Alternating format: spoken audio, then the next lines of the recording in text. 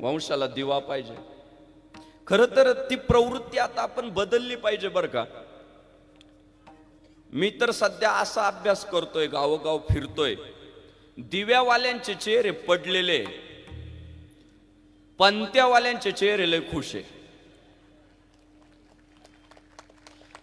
कारण दिव्यावाल्याचा प्रॉब्लेम असा आहे, दिव्याला पक्क माहिती आहे म्हातारं गेल्यावर अख्खा आपल्यालाच भेटणार आहे. पण 3 पंत्या असल्या ना, तिन्ही पण जावयांमध्ये स्पर्धा असते. सासू सासऱ्यांना तिघांपैकी जास्त जीव कोण लावतो का? मिळालं तर मिळालं एखादा एकर वाढून. तुम्ही बघा 3 जावई असले ना, अहो सासऱ्याला खोकला आला ना तरी जावई गाडी घेऊन येतो, नाही नाही दवाखान्यात दाखवून घेऊ. आणि दिव्यावाला काय बेफिकीर राहतंय, बाबा कोणाचा आहे? माझाच आहे. बाप कोणाचा आहे? माझाच आहे. काय झालं? पण मुलासाठी फार प्रयत्न केले जातात, आम्हाला मुलगा पाहिजे अस्तित्व टिकवण्यासाठी. पण स्पर्धा इतकी वाढली मायबापांना, इतकी स्पर्धा वाढली की सध्या अवघड होऊन बसलंय अस्तित्व टिकवणं. कलेचं क्षेत्र असू द्या, संसार असू द्या, प्रपंच. दादा प्रपंचात पूर्वी जर 4 भाऊ असले ना, तिघांना लिहिता वाचता यायचं नाही. एकाला कसं बस थोडंफार वजाबाकी बेरीज जमायची, ते करता असायचं. कुटुंब प्रमुख असायचं, तो म्हणल ते सगळं घर ऐकायचं. 2023 मध्ये असं झालंय, 4ही भाऊ सुशिक्षित आहे. त्याला कळतं त्याच्यापेक्षा जास्त 2 नंबरच्याला कळतं, आणि 3 नंबरचा म्हणतो मी तुमच्या तिघांपेक्षा जास्त हुशार आहे. सगळे कारभारी झाले घरात आता. बघा तुम्ही, पूर्वी एक कारभारी बाकीचे सगळे सदस्य असायचे. आता घरात प्रत्येक जण कारभारी, जो तो आपापल्या मनाने निर्णय घेतो. भांडणं होतात, नाही मी म्हणतोय ना असं, नाही मी म्हणतोय ना तसं. स्पर्धा सुरू झाली, कुटुंबातली स्पर्धा वाढली. व्यवसायाचं काय आलंय?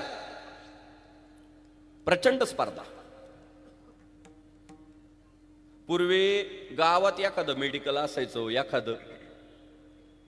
आता कॉलनी ओलांडली का मेडिकल आहे. काही मेडिकल वाल्यांच्या शेजारी तर दवाखाने पण नाही, पण टाकून बसले, साबणी विकी द्या, टूथपेस्ट विकी द्या. जनरल स्टोअर्स आणि मेडिकल एकत्र झाले, बरोबर आहे का? स्पर्धा वाढली, करतील काय? परवा तर एका मेडिकल मध्ये अंडे पाहिले मी, मेडिकल मध्ये. मी म्हटलं का रे? नाही म्हणे, काही डॉक्टर लोक आता लोकांना माळा काढायला लाविताना, मग माळ काढली का पहिला अंडा आम्हीच देतो. त्या कोविडच्या काळामध्ये लय डॉक्टर लोकांनी ना आमच्या वारकऱ्यांच्या माळा काढल्या. बरं, ते डॉक्टर सुखाने नाही मारणार. मी खरंच सांगत असतो, माळ काढून अंडे काय म्हणणारा डॉक्टर पाहिला हाणला पाहिजे, स्ट्रॉंग हाणला पाहिजे तो. पण असं कुठे डॉक्टर असतो का? त्या डॉक्टरचं काम आहे त्या पेशंटला सांगणं, बाबा रोज तुझ्या जेवणात तुरीची डाळ आहे का? नाहीये, मग तुला प्रोटीन कमी पडेल ना. ते तूर डाळ नाही खायला लावत, अंडे काय म्हणते का? त्याला वरून काही कमिशन येतं का काय? कारण त्या अंड्यावाल्यांच्या लय कंपन्या झाल्या आता.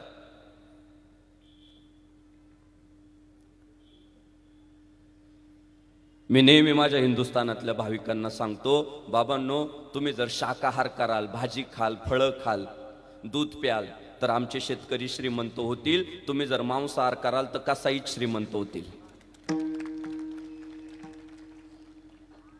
आणि अहिंसा परमो धर्म आपल्याला हिंसा करायला कधीच शिकवलं नाही. आपण अहिंसेचे पुजारी आहोत. आणि हिंदुस्थानाचं अस्तित्व अहिंसेच्याच जोरावर टिकलं. हिंदू धर्मच मुळात अहिंसेचा पुजारी आहे, तो हिंसेला मान्यता देत नाही. म्हणून पहिल्यांदा जर आपल्याला जीवनामध्ये काय स्वीकारला पाहिजे तर शाकाहारच स्वीकारला पाहिजे.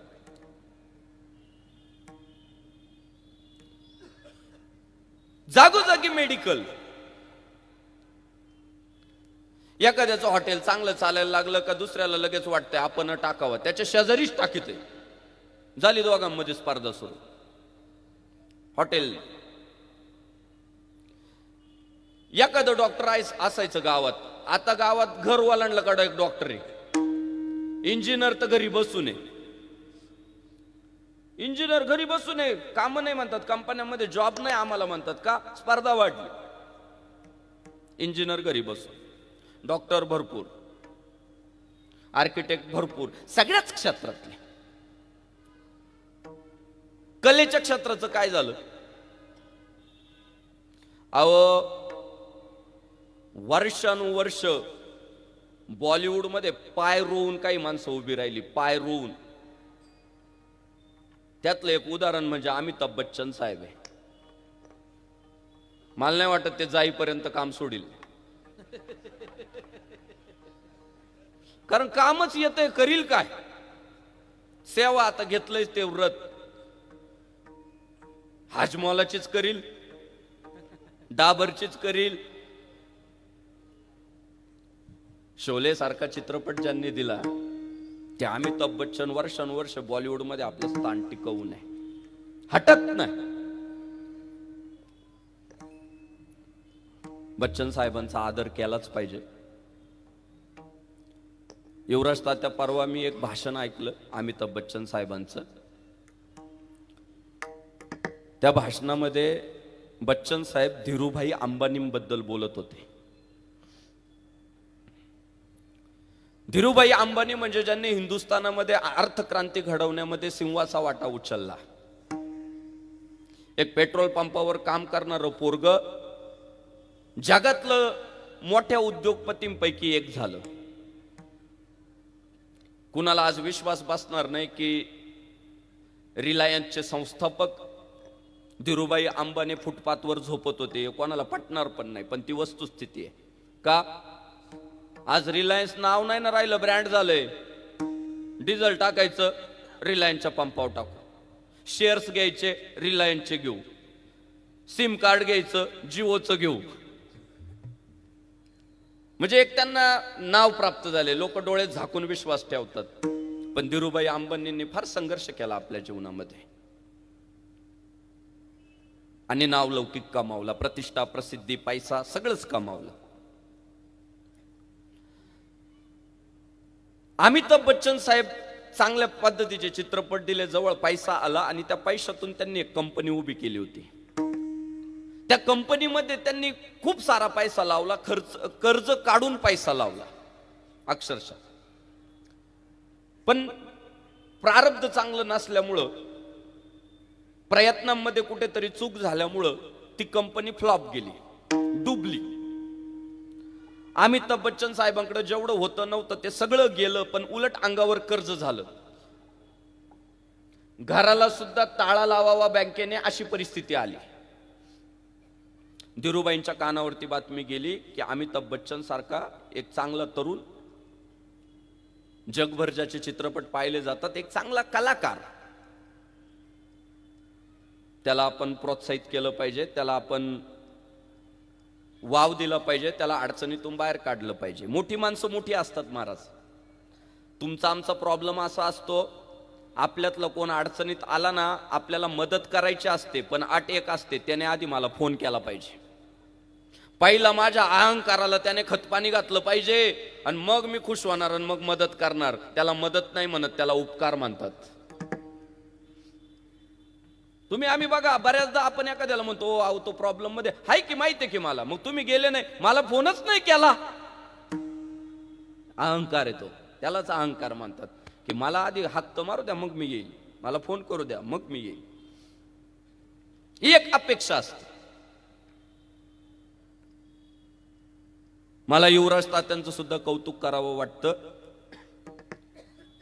की प्रभागामध्ये जी पोरं खेळाच्या क्षेत्रामध्ये पुढे जातात आणि तात्यांना कळतं की एखाद्या खेळाडूने अवॉर्ड मिळवलं, चांगली कामगिरी केली, आपल्या कात्रजचं नाव देशात नेलं, त्या खेळाडूचा संपूर्ण शैक्षणिक खर्च तात्या उचलतात स्वतःहून.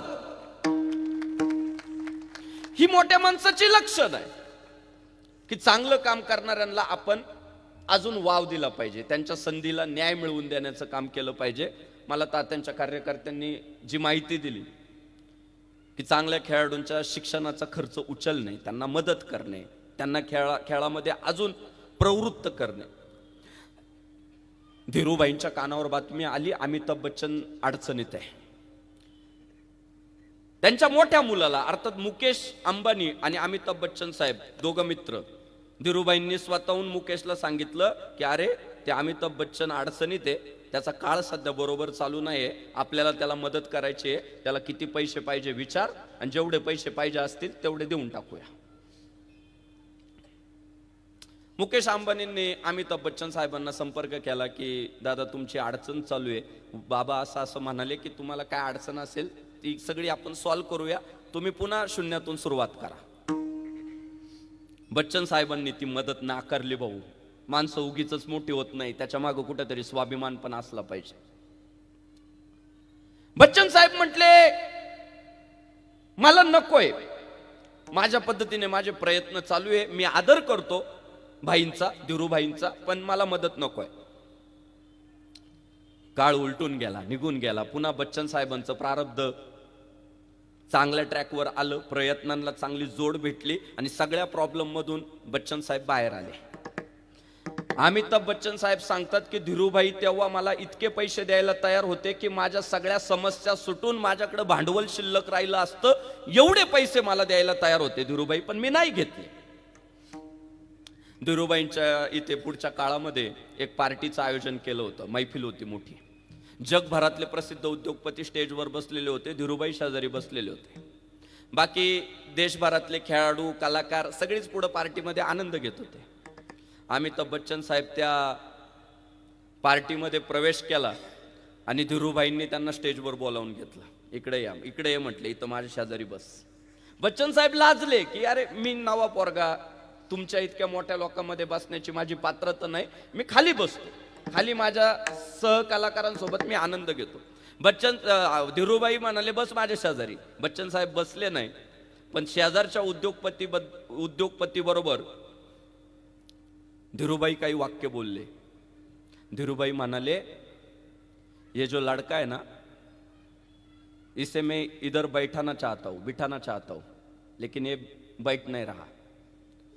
क्यों बिठाना चाहता हूं मालूम है?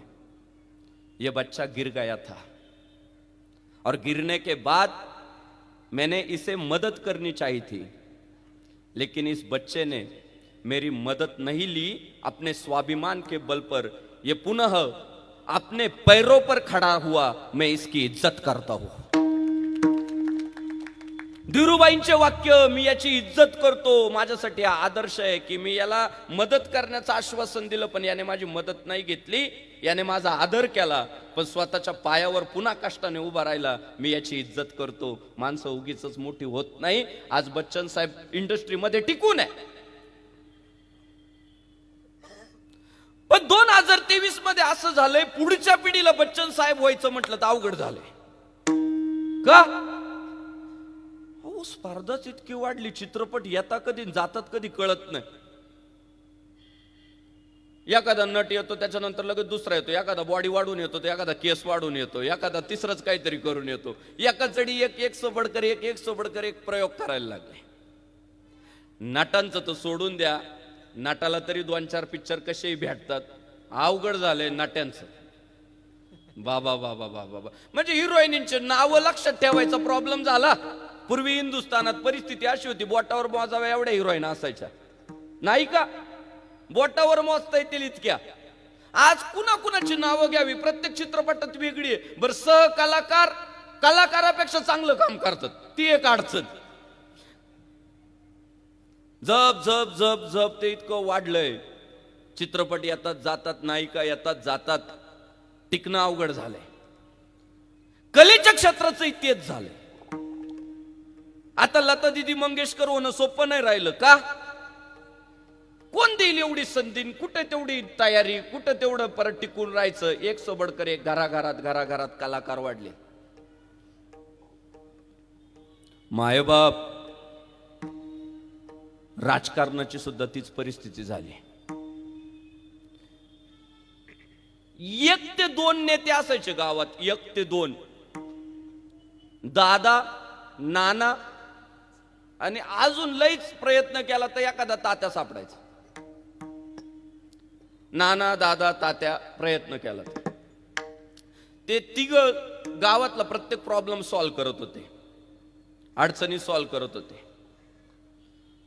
आज परिस्थिती अशी झाली आहे, चौक ओलांडला का नेता आहे, चौक ओलांडला का पुढच्या चौकात नेता आहे.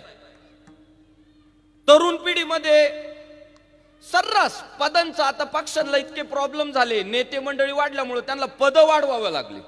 पूर्वी काही नाही, अध्यक्ष, उपाध्यक्ष, सचिव, सभासद. आता तसं नाही राहिलं. आमका अध्यक्ष, तमका अध्यक्ष, त्याचा अध्यक्ष, याचा अध्यक्ष, त्याचा सचिव, याचा सचिव. का? नेते वाढले, सगळ्यांना संधी द्यायची. वाढलं ते पण. अहो, एखादी निवडणूक लागली ना, तर ते निवडणुकीचे फॉर्म भरणार आजारी पडत इतके फॉर्म भरित ते भरणार, लिहून घेणार आजारी पडत ते म्हटलं का रे, म्हणे लय लय अर्ज आले, लय फॉर्म आले. ज्याला त्याला वाटतं मी निवडणूक लढवली पाहिजे. बरं, अनेकांचा असं समज झालाय पैसा आला का निवडणूक लढवता येते. त्या भ्रमात बरेच जण फॉर्म भरित. वाढली त्यात स्पर्धा. त्यात आता महिलांनी मानावर घेतले. महिला मंडळही राजकारणात चांगल्या प्रकारे सक्रिय झाले. संसारात स्पर्धा वाढली, व्यवसायात स्पर्धा वाढली, नोकरदार क्षेत्रात स्पर्धा वाढली, नोकरी भेटत नाही, नोकरीच्या क्षेत्रात स्पर्धा वाढली, कलेच्या क्षेत्रात स्पर्धा वाढली. दोन मृदंगवादक बसलेले असतात, वाजवायला चारांना संधीच भेटत नाही, ते बाजूने बसलेले असतात. पूर्वी तालुक्यात एक पाकवाज वादक असायचं, ते मधल्या बोटाने थाप आणायचं. पण त्याला इतका मान होता, ते आल्याशिवाय भजनच चालू होत नव्हतं. त्याला काय लई बोल नव्हते झाले, ते समयवधा आणायचं फक्त. किंमत होती का? नव्हतेच वादक. आज 2-4 गायक उभे असतात, बाकीच्यांना खाली बसावं लागतं. कारण माईक देऊन देऊन किती देईल माईकवालं. बऱ्याचदा माईकवालं म्हणते तेवढं गायकांना सांगा ना माईक कमी. कलाकार वाढले. कीर्तनकारांचं काय आलं? बोटावर मोजावे एवढे कीर्तनकार होते. आता जर सप्ताहाची मीटिंग बसली ना, भांडणं होतात. काही म्हणतात त्यांचं घ्या, काही म्हणतात त्यांचं घ्या, काही म्हणतात तिचं घ्या, काही म्हणतात त्या बालकीर्तनकाराचं घ्या, त्या विनोदाचार्याचं घ्या, त्या महंताचं घ्या, त्या आमच्या गुरुवर्याचं घ्या. त्याच्यातून मार्ग काढावा लागतो. नाही मग आता एवढ्या वर्षी हे घेऊ, एवढ्या वर्षी ते घेऊ. कीर्तनकार कलाकारच आहे, गायक वादक कलाकारांमध्येच मोडतात ही सगळी कलाच. स्पर्धा वाढली. मी तर सध्या तारका घेणाऱ्यांना म्हणतोय, तारका घ्यायला गडबड करू नका बुवा. कारण आज जो ट्रेंडिंगला आहे तो 6 महिन्यांनी ट्रेंडिंगला राहीलच याची खात्री नाही. तुम्ही आज ट्रेंडिंगला आहे म्हणून त्याची पुढच्या वर्षीची तारीख घेतात, त्याची तारखेची वेळ येईपर्यंत ट्रेंडिंगला तिसरेच असतात.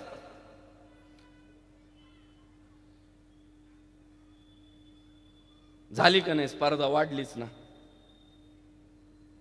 पण मायबापांनो, मला तुम्हाला एवढ्या चांगल्या मुद्द्यावर न्यायचंय की संसारातली स्पर्धा वाढली, राजकारणातली स्पर्धा वाढली, कलेच्या क्षेत्रातील स्पर्धा वाढली, उद्योग व्यवसायातील स्पर्धा वाढली, नोकरी क्षेत्रातील स्पर्धा वाढली.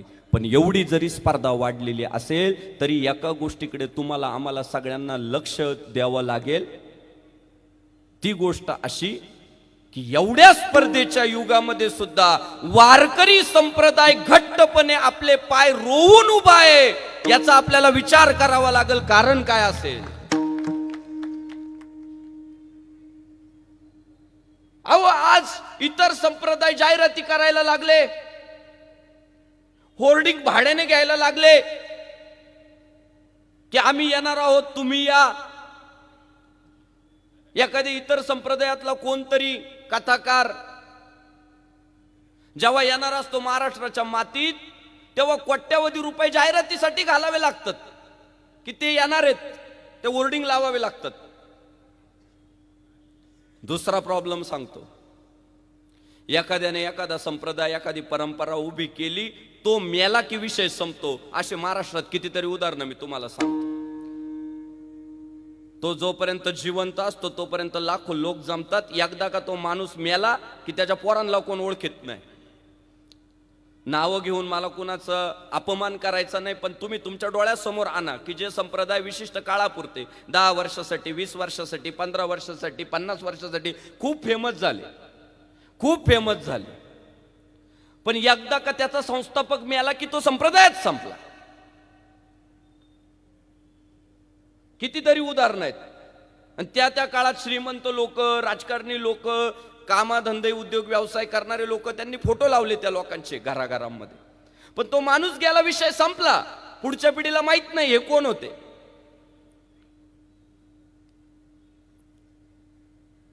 पण कोणत्याही गावात जाहिरात न करता, व्हॉट्सअपला कुठंच मेसेज न टाकता, फेसबुकला कुठंच प्रमोशन न करता, यूट्यूबला कुठंच जाहिराती न देता आळंदी पंढरपूरच्या वारीला लाखो लोक जमा होतात. हे वारकरी संप्रदायाचं वैभव आहे.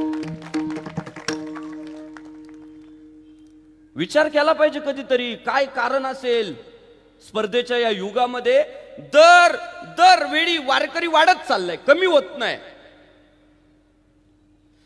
प्रत्येक वेळी लोक म्हणतात यंदा पाऊस नाही बरं का, वारकरी कमी राहतील. प्रशासनाचे हाल जशाला तसेच आहे. कसं करायचं नियोजन? नियोजनात प्रत्येक वेळी प्रशासन कमीच पडते, प्रत्येक वेळी.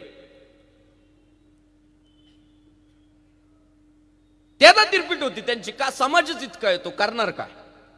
वारकरी संप्रदायाची गर्दी रोज रोज रोज रोज रोज रोज वाढत वाढत वाढत वाढत वाढतच चालली. काय तुम्ही बघा वारकरी संप्रदायाचं वैशिष्ट्य. देऊची गर्दी वाढतीये, आळंदीची गर्दी वाढतीये, कीर्तन ऐकणाऱ्यांची गर्दी वाढतीये.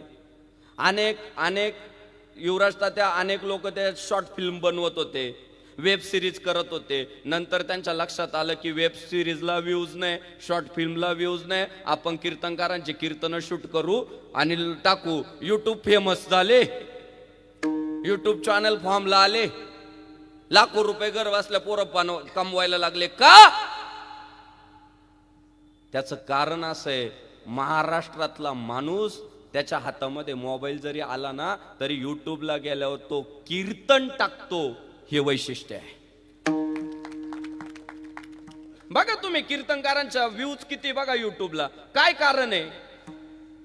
त्याचं कारण ज्ञानोबा तुकोबांनी जे पेरलेलं ना ते आजही उगवत आहे. ते आजही उगवत आहे.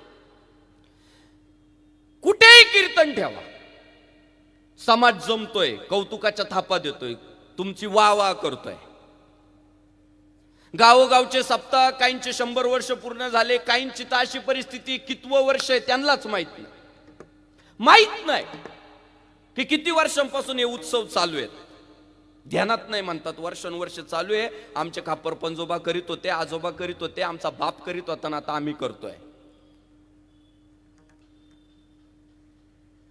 मग कोणीतरी विचारलं की काय कारण असू शकतं, या सगळ्या यशामागचं कारण काय असेल? या यशामागचं एक कारण तुम्हाला सांगतो. वारकरी संप्रदाय जो टिकला त्यातलं अत्यंत महत्वाचं कारण, जे तुमच्या संसाराला उपयोगी होईल, राजकारणाला उपयोगी होईल, तुमच्या उद्योग व्यवसायाला उपयोगी होईल आणि तुमच्या नोकरी क्षेत्राला सुद्धा उपयोगी होईल, त्यातलं अत्यंत महत्वाचं कारण म्हणजे स्वतः श्रेय घ्यायचं नाही, स्वतःला मोठं म्हणून घ्यायचं नाही, इतरांना मोठं मानायचं आणि पुढे चालायचं. म्हणून वारकरी संप्रदाय वाढला. करू सुरुवात. संस्थापक कोण आहे? ज्ञानेश्वर महाराज. कोण आहे? महाविष्णूचा अवतार आणि सखा माझा ज्ञानेश्वर. काय महाविष्णूचा अवतार आहे माय बाप. अहो जगातला पहिला पुरुष आहे ज्याला पुरुष असून उभ्या जगाने आई म्हणून स्वीकारलं. आज जन्मदात्रीला काही कृतज्ञ पोरं आई मानायला तयार नाही. जन्मदात्रीला मला परवा एकाने विचारलं, काय हो तुम्ही 700 वर्ष झाले सांगताय, रेडा बोलावला, भिंत चालवली, पटल असं तरी सांगत जा, विज्ञानाच्या कसोटीत कुठंच ते बसत नाही. मी त्याला म्हणाल, ए बाळा, रेडा बोलावला याच्यावर तुझा विश्वास बसत नाही, नको ठेवू. भिंत चालवली यावर तुझा विश्वास बसत नाही, नको ठेवू. पण 2023 मधला जिवंत चमत्कार तुला सांगतो. 700 वर्षापूर्वी एक मुलगा जन्माला आला, 16व्या वर्षी ज्ञानेश्वरी सारखा ग्रंथ दिला, 21व्या वर्षी समाधिस्थ झाला. पण 700 वर्षापासनं उभ्या जगातील लोक त्याला मुलगा म्हणत नाही, तर आई अर्थात माऊली म्हणतात. हा जिवंत चमत्कार आहे. ज्ञानाबाई माझी अनाथाची माय, ज्ञानाबाई माझी अनाथाची माय. हा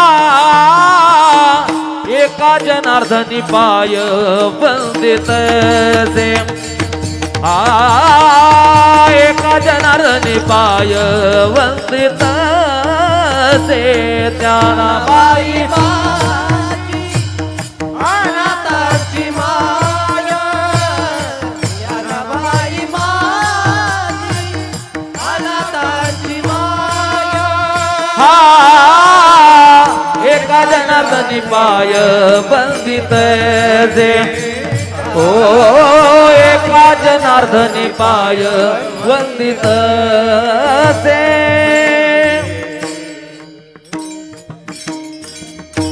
काय म्हणताय नाथ बाबा? ज्ञानाबाई माझी अनाथाची माय, एका जनार्दनी पाय वंदित से.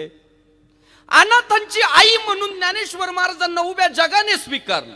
आजही आळंदीत आले, आळंदीवरनं पंढरपूर पर्यंत जाईपर्यंत माऊली माऊली माऊली माऊली गजर करत चालतात. हा चमत्कारच आहे ना. आज जन्मदात्याला पोरं आई मानायला तयार नाही, पित्याला बाप मानायला तयार नाही. असल्याही काळामध्ये रक्ता मांसाचं कुठलंच नातं नसताना एका पुरुषाला आई म्हणतात, काहीतरी कारण असेल ना. हा चमत्कारच आहे ना. मग ज्या पुरुषाला लोक आई मानतात 700 वर्षानंतर सुद्धा, तो पुरुष काय ताकदीचा असेल, तो रेडाई बोलवू शकतो आणि भिंतही चालवू शकतो. एवढं ते सोपं आहे, इतकं ते सहज आहे.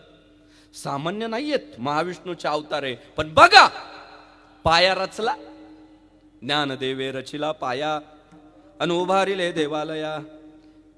ज्यांना ज्ञान ग्रहण करण्याचा अधिकार नव्हता, ज्यांना जीवनाचा आनंद लुटण्याचा अधिकार नव्हता, सत्य जाणून घेण्याचा अधिकार नव्हता, असे जे होते त्या सगळ्यांना जाती पातीच्या पलीकडे जाऊन न पाहे या ते कुळाचा विचार. आणि भक्त करुणाकर ज्ञानाबाई. ज्ञानेश्वर महाराजांनी जातीयवादाला सुरुंग लावला. कोण लहान, कोण मोठा, कोण गरीब, कोण श्रीमंत, सगळं झुगारून लावलं. यारे यारे लहान थोर याती बलती नारी नर, करावा विचार न लगे चिंता कवनासी, सकलांसी येथे आहे अधिकार. कलियुगी उद्धार हरीच्या नावे. माऊलींनी सगळ्यांना पदरात घेतलं. जयाने घातली मुक्तीची गवांदी, मेळविली मांदी वैष्णवांची. वैष्णवांची मांदियाळी भगवान श्री ज्ञानेश्वर महाराजांनी एकत्रित केली.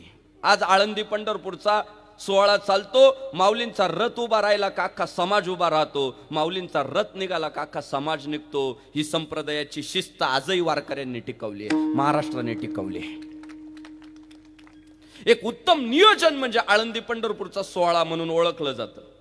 आणि त्यातली त्यात तुम्ही पुणेकर लोक त्या सोहळ्याची एवढी सेवा करतात, एवढी सेवा करतात, एवढी सेवा करतात. मी नेहमी सांगत असतो, पुणेकर म्हणजे काय? पुण्य संपादन करण्यामध्ये सगळ्यांच्या पुढे जे असतात त्यांना पुणेकर म्हणतात. मी तुम्हाला पटवून देतो, महाराज आळंदीतून पालखी निघाली ना एकदा, कशाचीच कमी नाही हो. दिंडी सापडली तरी जमतंय, नाही सापडली तरी पण बिस्किट पुढे वाटतंय, कोण पाण्याच्या बाटल्या वाटतंय, कोण लाडू वाटतंय, कोण काय कोण काय कोण काय कोण काय इतकं वाटतात. आणि तुम्ही एवढं जीव लावल्यामुळं सासवडच्या पुढे निघाले, अडचण होती ना आमची. का पुणेकरांना कळालेलं आहे, तुका म्हणे सत्य कर्मा व्हावे साह्य, घातलिया भय नरका जाण. पुणेकरांना कळालेलं आहे की आपण 21 दिवस नाही चालू शकत, पण जे चालतात त्यांच्या पदरात काहीतरी टाकून पुण्य कमवून घेऊ, हे पुणेकरांना कळालंय. सासवडच्या पुढच्याला अजून काहींना कळालेलं नाहीये बाबा. मोसंबीच्या बागांना कंपाऊंड टाकतात. सगळेच तसे असतात असं नाही, पुढे आहे, पण जेवढं पुण्यापर्यंत तेवढं नाही. पुणेकर पूर्ण ते पालखी सोहळ्याचा आनंद घेतात, म्हणजे घेतात, पुरेपूर घेतात. खूप वाटप करतात, फुगड्या खेळतात, नाचतात. आणि त्या सगळ्या आनंदाचं श्रेय कुणाला जातं तर ज्ञानेश्वर महाराजांना जातं. पण युवराज तात्या मुद्दा इतका महत्वाचा आहे. एवढे मोठे ज्ञानेश्वर महाराज आहे, वारकरी संप्रदायाचे संस्थापक आहे, लहान